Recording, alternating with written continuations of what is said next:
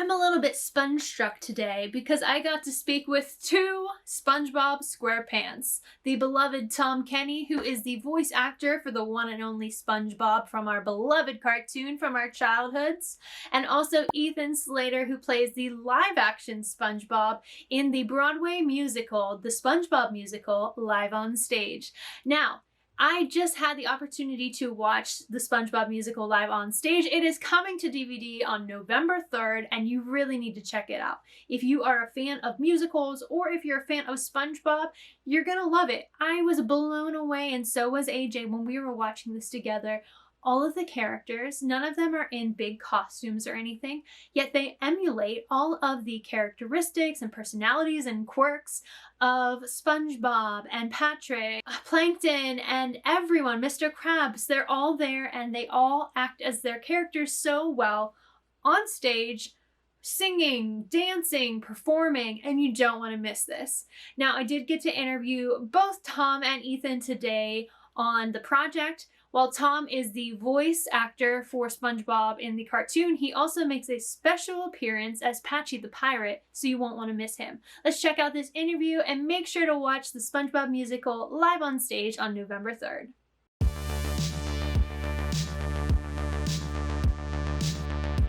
Well, good morning. Hi, guys. I'm Monica from Popcorn Reviews. I'm so excited to be talking to not one, but two SpongeBobs. It's a little bit surreal. As you can see, I'm a big SpongeBob fan, so super excited.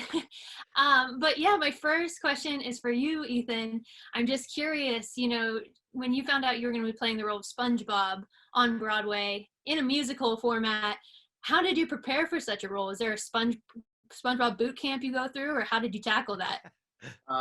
There kind of was. Yeah. I like worked on it for years. I was working on the show for 5 years before anyone saw it, really. And I was going, yeah, there's totally a boot camp. I did the hard, just horrible labor of watching SpongeBob episodes, one after the other, just, so that was probably the most fun and easy part of it. But I also went to a contortionist, an amazing teacher who helped me with flexibility and stuff like that. I went to dance classes 5 days a week because I'm scared of dancing. I went to voice lessons to make sure that I was being healthy. I went to physical therapy and massage, which sounds like just a treat, but was actually essential to be able to move my legs. So it was, yeah. I mean, if you've seen what Ethan does in the show, he needs all those guys. I mean, it really is like a fighter or something, Yeah, it takes a whole village, I guess, is the phrase. It definitely paid off. I think that training was well worth it. So thanks for the behind the scenes look. I appreciate it. Yeah, of course. Thanks, guys. I want to see your t-shirt under a black light. Oh, I know. That's how we see it. Super cool. Thanks, guys. Okay, real quick, I just would be remiss with not asking, SpongeBob has such an iconic laugh. Can we get a little laugh off real quick from both of you guys, or do you guys need to warm up? Because I don't want to put Sure. It's like dueling banjos. Yeah.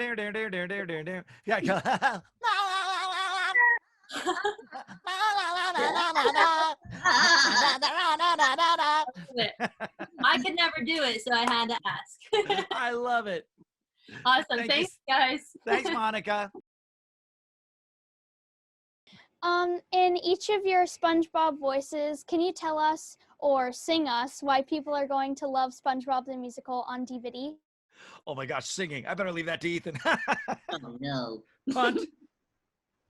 How am I gonna sing this? Well, I think that everyone is gonna love the SpongeBob Musical on DVD because it's the best day ever and you can watch it over and over and over.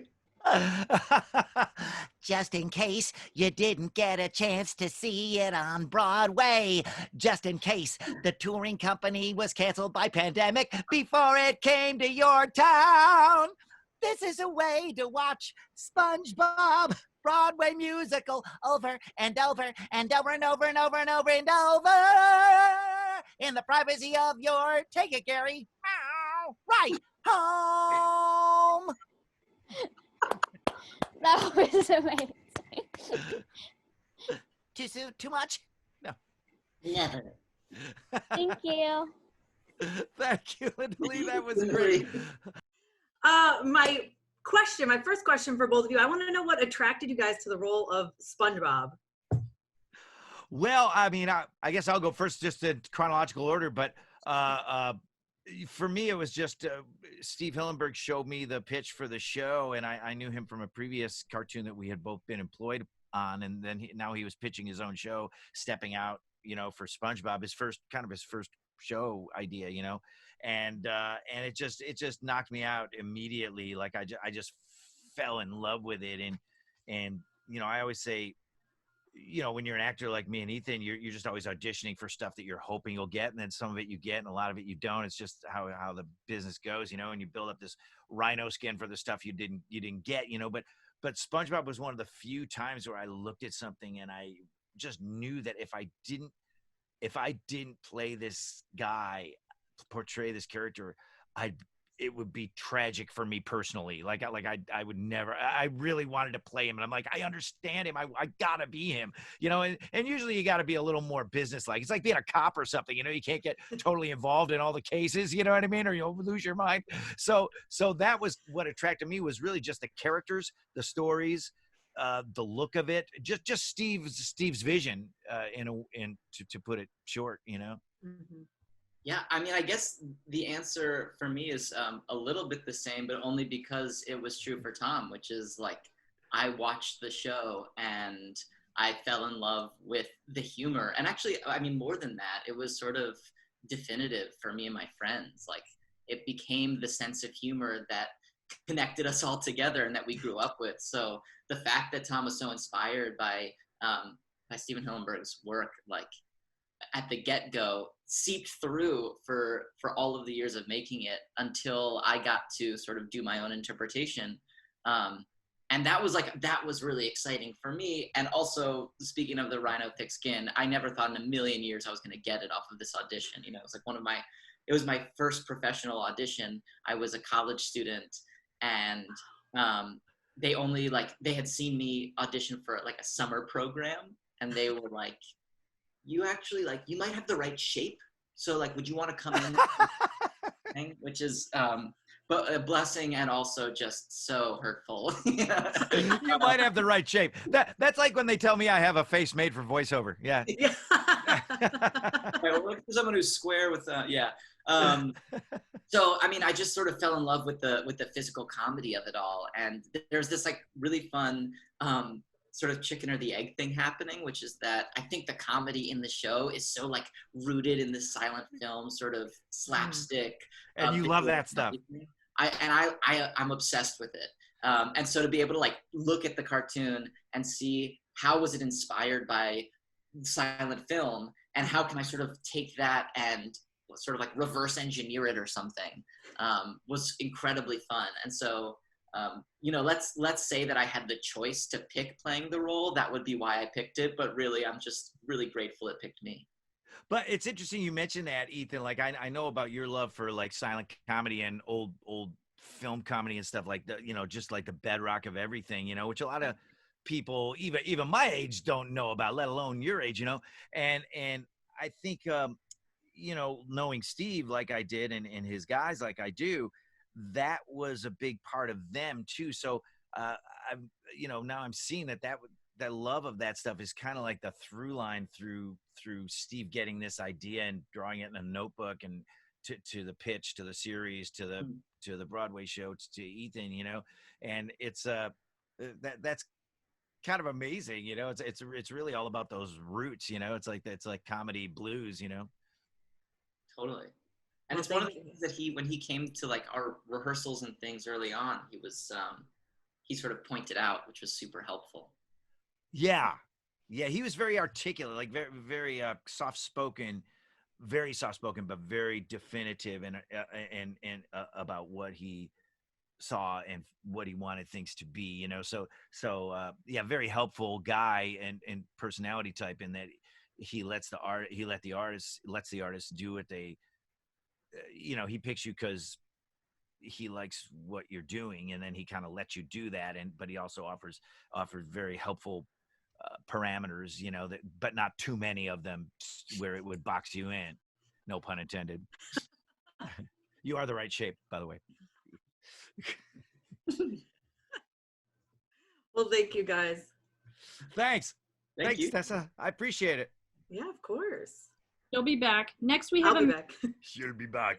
Amanda Taylor. She's from Geekly Amanda. Hi, Geekly Amanda. Lots of geeks here today. Hey, you can look what's behind me. I see. You're preaching to the choir. Look. Oh, wait, right. Oh yeah. Well, my question is, what were the most challenging parts of bringing animated characters to the stage? Yeah. Well, I would say that our worry, not really our worry because the cast worry really, but I know Steve and some of the creatives were, the conversations I was hearing as this was just being pitched in the planning stages were, does this really need to exist? You know what I mean? Will this, Steve thought very, he didn't think like a business guy. He wasn't a profit guy. Like, oh, this will be an ancillary income, like he wasn't that kind of person. So, corporations think like that, but Steve wasn't a corporation. So he was like, does this really need to exist? Why are they going to, what if it's really bad and it's actually damaging to this thing that I built so carefully? And, that, and I think once he met with Tina Landau and the people that were making the show and, all along the line, just, the visually and musically and cast wise, Ethan and his cohorts who are all fantastic. I saw the worry be replaced by intense and enthusiasm by Steve and the guys that he works the closest with, Mark Ceccarelli and Vince Waller. And once they stopped worrying, I stopped worrying. I'm like, if Steve's not worried, this is going to be, if Steve thinks this might be pretty good, it's going to be awesome. So Ethan, sorry to talk so long. No, that's so good. I think that skepticism was like the thing that was the hardest about it, and it was also the thing that made it good. Was I know I fully embrace and understand skepticism around taking a cartoon and putting it on stage. Like I felt it too, but so did Tina, who sort of did the stage show. And I'm not going to tell her own stories for her, but she does tell some great stories about like the first time that she heard about it and how reticent she was to pitch the show until she had an epiphany, which was like, oh, we could do this really cool. Like we could make sure to keep the spirit of SpongeBob and not do an arena show, not do foam costumes, but try to like figure out how to humanize these characters in terms of like the physicality. And so the first workshop that we did in development was just 2 weeks. There was no script, there was no music. It was just, let's show up and take gags from the show and see how we could do them with our bodies. Or take, cool. Yeah, it was amazing. I never heard that. Oh it was so cool. Tommy would have loved it. It was I hope somebody was filming. I'm sure Tina was, but she won't let anyone see it. So much for the DVD extra. I know. I was going to say bonus material. I wish. I mean, it was really amazing things. She would just be like, all right, you guys, groups of 3, you have 15 minutes to show what it looks like if gravity stops working. And then it's like boot camp. It was like boot camp. No, exactly. And like we were getting these skills together that we could just like weave together. So that skepticism that was like at the core of it was like, how do we make this like right? Was the challenge, but also the opportunity of it. And it became so fun to just mess around. Yeah. Once they came back and they started to get, it was like in stages where Steve and his top guys were like skeptical, like you said, Ethan, and then like kind of curious, and then kind of like kind of their confidence. I saw their confidence level rising, and then like I said, then once it turned into full blown, this is really cool, this is going to be great, I love this enthusiasm. It was such a relief for me, not that I have any say in it at all, but just as being a part of the whole SpongeBob world construct, it was really cool. And I think I guess privately, my thoughts at the time were, because like SpongeBob, I always want to be positive and not be a Debbie Downer, So I was always like, just mathematically speaking to myself, there's a lot more ways for this to go wrong than to go right. You know what I mean? Like just you know what I mean? Like the number of ways it could be like some Heaven's Gate debacle are legion. And but it's almost like getting it right is almost like a sharpshooter. Like, it's almost like shooting an arrow off of somebody's, an apple off of somebody's head with an arrow or something. It's like the Star Wars, shaft, air shaft. So, and Tina and these guys totally did that, against the odds. They blew up the Death Star of potential failure and embarrassment. Definitely. Thank you. Thanks, guys. You bet. My pleasure, Amanda. So going right into that, aside from an amazing musical like SpongeBob, what are some other great ways to get kids excited about theater and the arts like this?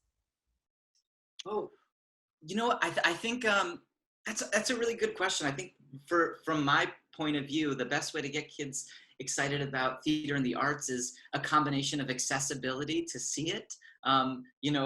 It's not easy to fly from anywhere in the world to New York, especially nowadays when theater is harder and harder to make live. So accessibility in terms of access on TV and streamers and all of that. But then also arts education in schools. For me, getting to be in a theater class or having theater be part of my curriculum in elementary school is what started the line of really loving it and being passionate about it and using it as a way to explore not just my love of performing, but my love of writing and reading and applying math and set building as the arts education in high school grew. So I think that, in short, it's the combination of accessibility and arts funding. Yeah, great point, Ethan. And you're right. Like, it has to be there for kids to find. And then I love what you said about how, one thing leads to another. It's not, it sounds like whatever draws somebody into something initially, it's not, for you, it went way beyond look at me, where you said it was, where it was like writing, and which you do, and math and set building. And like, there's so many ways to be involved in that world, even if you're not an out front kind of person, like being a voiceover person is kind of like, for me, the perfect combination of being out there but not out there. Like I call it the shy show off. Like if I had a personality, it would be the guy who wants to show off, but he's like a little cowardly about it. So it's it has to be there. And of course, with what's going on now and Zoom and everything, it's probably a little harder to do, but also takes on even greater importance. I know I have a 17-year-old daughter that's doing Zoom high school in the room right next door to me right now. And her Play Pro class, drama class, is the bright spot in her day. Like those kids and that tribe that she found in that world, which, we did too, it really is life-changing. I mean, it kind of changes your whole life, no matter what you go on to do, even if you don't go on to do anything in show business or whatever. But it's just really useful no matter what you wind up doing. Great, thank you. Mm-hmm. Next up, we've got Ashley. She's with Ashley and Company. Hey guys. How's it going? Nice background. Good. Thanks. It's better than my bedroom because, like you said, my kids are on Zoom, so like I have to find a corner that's free in my house. Yeah, this is a virtual background of a boring middle-aged guy's office. It's not in my real office. No, that's fine. You should see all my geeky stuff, but my husband's in my office, so anyways. Appreciate. Yeah, I know. You're describing my life. So, yeah.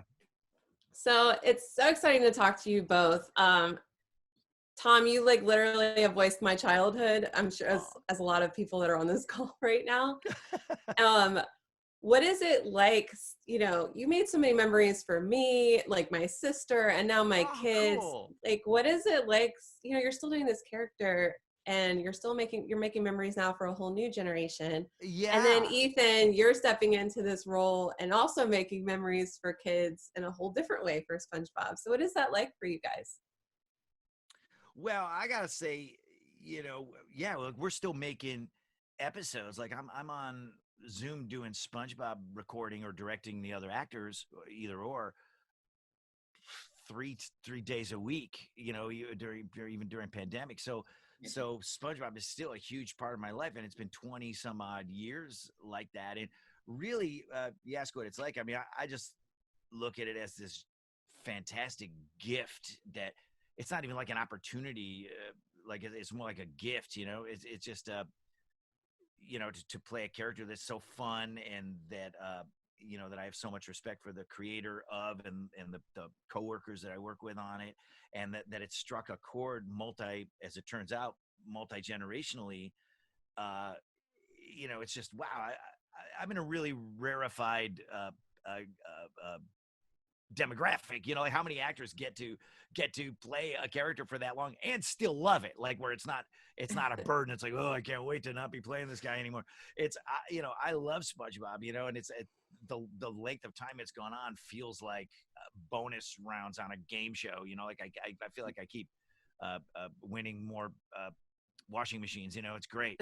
So that's how it feels to me. And then one thing, before Ethan comes in, one thing we always try to remember while we're making the shows is that the episode we're making right now after 20 years might very well be somebody's first exposure to SpongeBob. Like it might be the first episode some kid watches, or somebody goes, I never watched the show, but I tuned this in and it was pretty fun. And then I went back and watched all of them.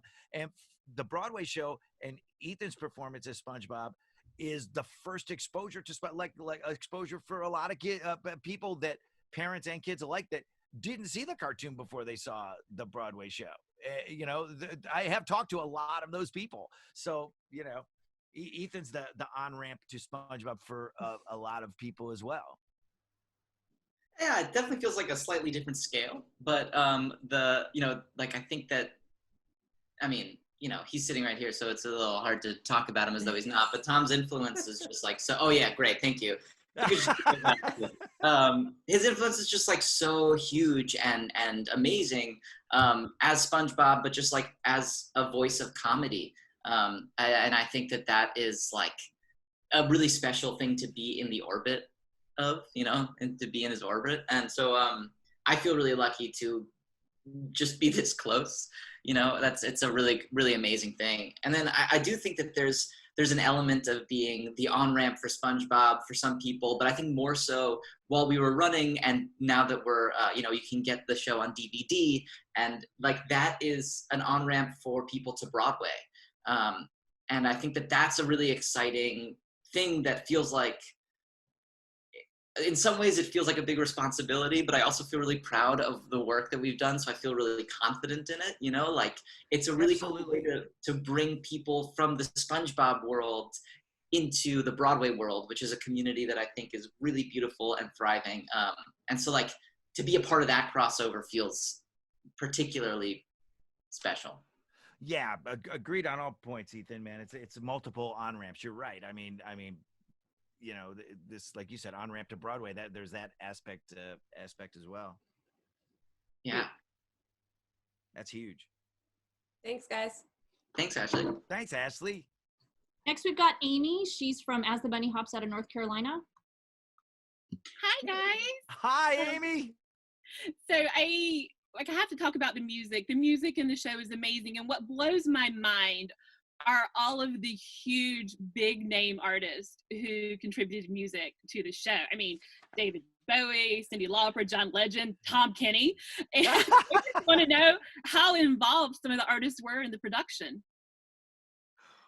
Wow. Well, Ethan could probably answer that better than me, because it's part of the Broadway construct. I know that with Best Day Ever, that was just a song that my songwriting partner and I, Andy Paley, wrote really not just for ourselves, way back in the 2000s, early 2000s, because we wanted to write a song that was sort of like encapsulated SpongeBob's philosophy and way of looking at the world, kind of like, like a loving spoonful. Do you believe in magic? You know, kind of like that, you know, like we're like, that's what it should be. So, and then that song kind of kept winding up in different places. It wound up in an episode of the show. It wound up over the closing credits of the first SpongeBob movie. It wound up, you know, in theme park shows and commercials, and then it wound up getting used in the Broadway show. So that was how that song wound up in there. But Ethan, you probably have more insight into the musical cherry picking of Tina and everybody. You know, I have a little bit more insight, maybe, just because I remember the songs as they rolled in. You know, I started working on it before there was any music. And then, although I will say that in the first workshop that we did, we learned Best Day Ever. I played it on ukulele and guitar. And, nice. You know, Danny was playing trombone, and, you know, everyone was just like, we didn't have a, you know, it was just this great sort of weird band, and all of the music was, all the drums were done by Foley. It was awesome. But, you know, I think what was really cool about it was I remember talking about the music before any of the artists gave songs, and Tina Landau, who directed the show and conceived of the stage production, was saying, you know, like, SpongeBob has the best, like, scores. Like, there's always these amazing songs curated for the SpongeBob movies and for, you know, all of these things. She's like, you know, Wilco, Weezer, Ween, anything else with a W that you can name, you know, those are the ones. So she was like intent on finding cool artists who also were right for the moment. And they were really specifically picked for those moments. Like, it was, you know, we knew that there was going to be a really beautiful, soulful sort of love, platonic love ballad between SpongeBob and Patrick at I Guess I Miss You. We knew that there was going to be, you know, the BFF was going to be called BFF. You know, all these things were sort of known. That father-daughter song between Mr. Krabs and Pearl, right? Like you guys knew where those pins were stuck in the musical bulletin board. Exactly. Well, I will say Steve was a big music guy too. Steve Hillenburg was a big music guy, and like listened to a lot of music, had really good taste in music, or maybe the same bad taste that I do. I don't know. Whenever somebody has the same taste you do, you think, you go, they have good taste, but maybe we just both had crappy taste. I don't think so, but he, you know, him and I would go to see music shows a lot, you know, especially in the early days of SpongeBob before it got so crazy for him. Including Bowie, like early on, like you know, 2000, you know, him and I go to see Bowie, you know, so I think that was really important to him as well, and I think the music chosen for the show and the various styles and stuff kind of does reflect that panoply, that cornucopia of styles. You know, Steve was very Catholic, small c Catholic in his taste in music. You know, and I think he liked a lot of different stuff. To speak again to like Steve's influence on it, when all of these artists were like first choice artists, they reached out to them thinking like, you know, they're not going to be available. Like, John Legend's not going to be able to do this. And everyone said yes because they love SpongeBob and they love the ethos of SpongeBob and they wanted to be a part of it.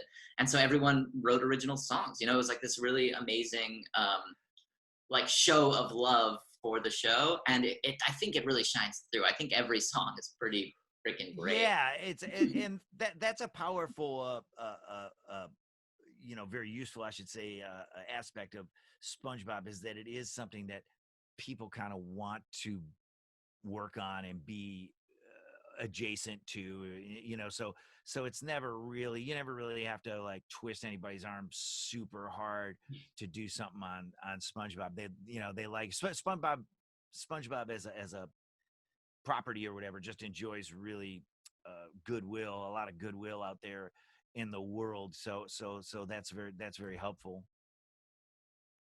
Thank you so much. Collaboration wise. Thanks so much, Amy.